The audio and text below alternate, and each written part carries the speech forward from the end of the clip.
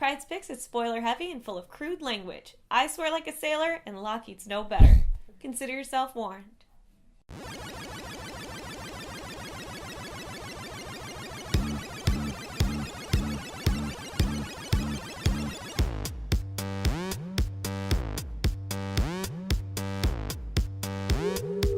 Hey everyone, it's December 11th, and I'm here with this week's Pryde's Picks. This week we have a butt ton of Marvel and DC with one book from IDW and one from Image Comics. Let's kick it off with Cataclysm Ultimate Comics Spider-Man issue 2. Now, for those of you that don't know, Cataclysm is basically the Marvel universe has been folding in on itself, and the Ultimate Universe and 616 are kind of blending right now, and shit's getting ripped open. Galactus is in one dimension, and everything's hitting the fan. The world is about to end. And I think it's Marvel's way of kind of telling the readers, yeah, we've been fucking up continuity for a while now, and we're going to fix that. And so this is how they're going to do it, with much mayhem. So in issue 2 of Spider-Man, not much is happening. The world is falling apart. Galactus is raining chaos on everything. Cloak and Dagger show up and try to stop him, like check him out, and then they're like, oh shit, and they take off. At this moment, the Ultimates are doing the best they can to just run triage and try to search and rescue as many people as possible and get them to safety, but nowhere's really safe because Galactus is about to eat the world. So it just shows them helping small children, helping families. You see Miles Morales with his family, and his dad's trying to get out of town, and he's like, he blames it on the Ultimates and on the mutants and on everything, so he thinks that it's their fault, and he's like, God help you, Miles, if you were one of them, I wouldn't love you as much. And then, towards the end, Ultimate Spider-Man's like, shit, I need to go save my parents, so he goes to get his dad, and his dad's like, get away from me, you spider freak, and then Miles does what? I'm not gonna tell you. Pick up the book. Most of it is pretty boring. The ending was amazing, so if you want to see it, at least pick it up and read it on the shelf. It is not a buy it now. But Cataclysm is somewhat entertaining. I like that Marvel is finally opening up to the fact that their continuity sucks. And for that reason, Galactus should eat us all. Moving on to Cataclysm, Ultimate Comics, The Ultimates issue 2. This book is a little different because they aren't trying to save the people that are around them right now. Right now, they're just trying to save themselves. You have the Punisher, the Hulk, Hercules, you have Nick Fury. They're all scrambling, trying to get away from Galactus's little nanobots that are infecting everybody, and so far it's infected almost everybody. Towards the end, there's only 3 of them left. They teleport out of there, and it's amazing to see what some of these ultimate beings are like when they're being controlled by Galactus's nanobots. So pick it up, and definitely, I would say wait for the trade with this one.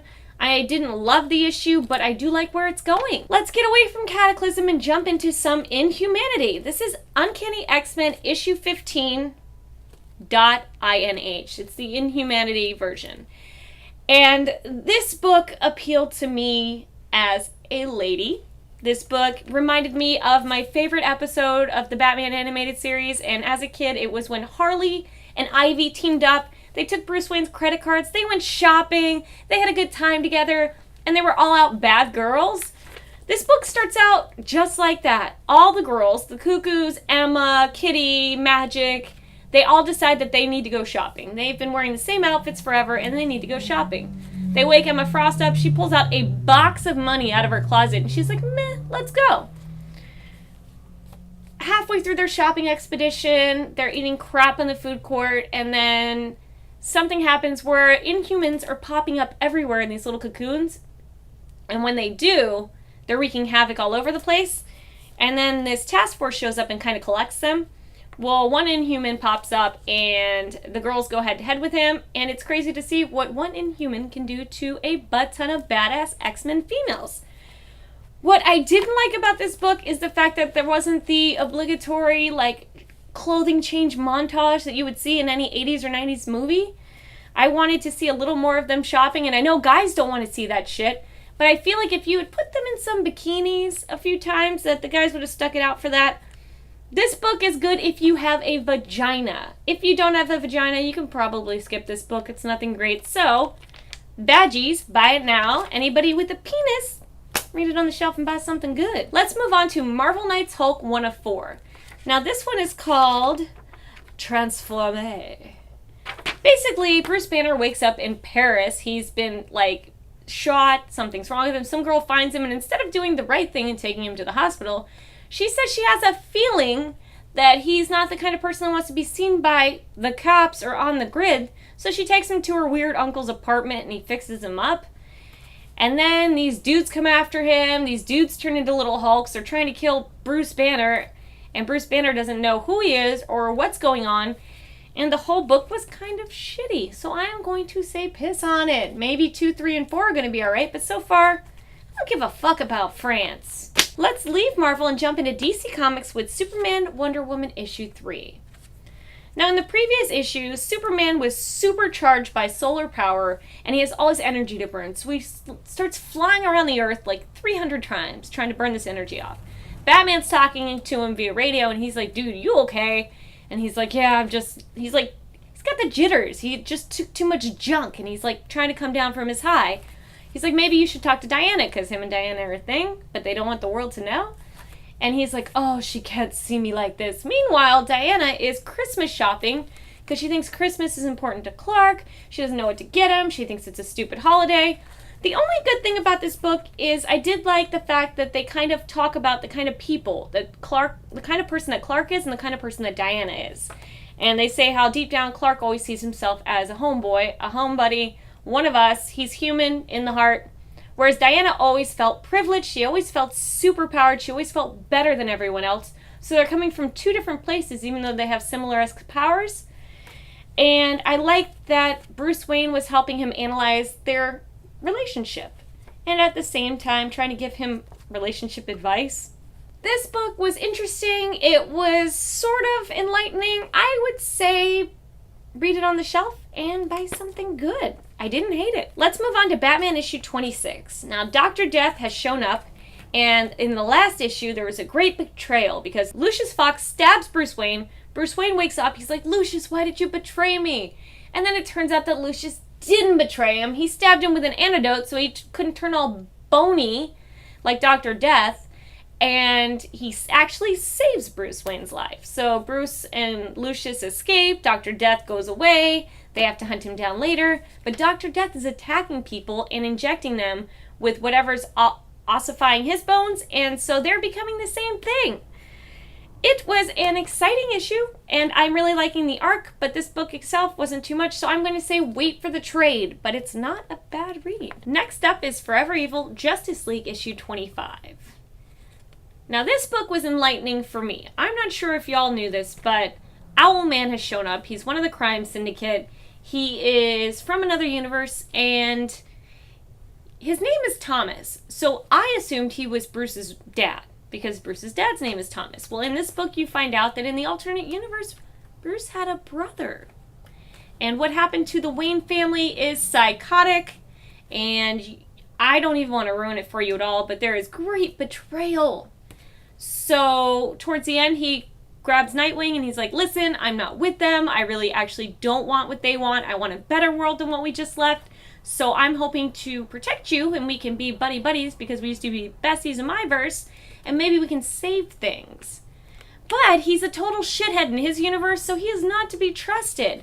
I would say buy it now. I honestly don't want to tell you what happened to the Wayne family early on in the parallel universe, but you need to see it for yourself because you might just poop yourself. Buy it now. Next up is IDW's Indestructible issue 1. Now, in this series, superheroes are celebrities. The paparazzi follow them. People want their autographs. They're a big deal. So this nobody Greg keeps trying to take this stripper girl out who says she's an actress, and she blows him off to hang out with the superhero, takes his car keys, and basically fucks him over. He walks home, finds his roommate sprawled out on the couch playing video games. He's like, shit, we need to return these video games to the video store because we're going to be overdue charges. So he takes them back, runs into this beautiful girl at the store. He's flirting with her. And then as he's about to leave, the store gets robbed. He gets shot. He survives because it ends up hitting the game cartridge, or the disc that's in his jacket pocket. But when people see the footage of it, they think he's a superhero. So then everybody starts hunting this guy down, thinking he's a big deal when he's a nobody and he just got incredibly lucky. And his best friend's like, don't ruin the image. I want to be a superhero's best friend. It's going to be good for me. I'm going to get laid. And then this guy gets kidnapped by people that want to get their hands on a superhero.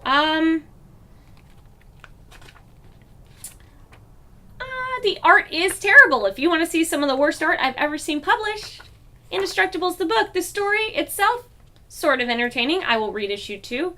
I would say read it on the shelf, though, and so far, bye Forever Evil Justice League. Wrapping up this week is The Walking Dead issue 118. Now, Robert Kirkman and everyone has been making it up to me, the fact that they shit the bed for about 15 issues, and they're finally giving me excitement with All Out War.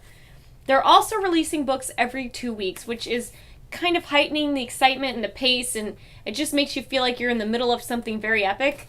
And I am starting to love The Walking Dead again. Right now, they have just defeated Negan's camp-ish. They have left them surrounded by zombies, and Rick's group has broken off into bits to take out different sections of Negan's outposts on their way back to their home base. People have gotten separated, and stuff's kind of hit the fan. Maggie is at the home base, and when the guys come back and she finds out one of them betrayed Rick, she flips her shit. And I forgot Maggie was even around, but she becomes a badass. She punches this man in the face, and when he starts talking, she's like, "Do you want me to fucking hit you again? Shut your mouth." Tells him who she is, tells him what she's about, and who she believes in. The I Believe in Rick Grimes 2-page spread was kind of not worth my time, but the rest of it was really cool. At the end, you see Ezekiel's story of his trek back from Negan's home base, and sad things happen. Now, I thought I couldn't trust him, and I'm still not sure I can, but after what happens on the way back, definitely his forces are weakened, so I don't see him vying for spot of leader. So right now, everything's in chaos, and people are dying, except for our favorite heroes. And Negan's still on top. I think he's going to come around. We'll have to wait and see what happens, but in 2 weeks, we'll get another Walking Dead. So I'm going to say buy it now, and wait for the trade, because when the trade comes out, I know I will buy it now. The Walking Dead. Alright, I am going to wrap up this week by letting you all know that I had a very special Christmas gift from my boyfriend. He did a Kitty Pryde's Picks photo shoot with me, and I will show you a teaser pic right in here. And I will wrap up this week by saying my local comic shop, Tate's Comics, is doing a substitute Santa, and what it is every week they have a different superhero and or villain dress up as Santa and take pictures with kids. If you are anywhere near Lauderhill, Florida, you have to check it out. You can have your picture taken with Batman, SpiderMan. They even have a Deadpool Santa going on right now, and I think a Ninja Turtle Santa. So go to tatescomics.com to see all the information, and I will hopefully see you all there. And good night, everybody.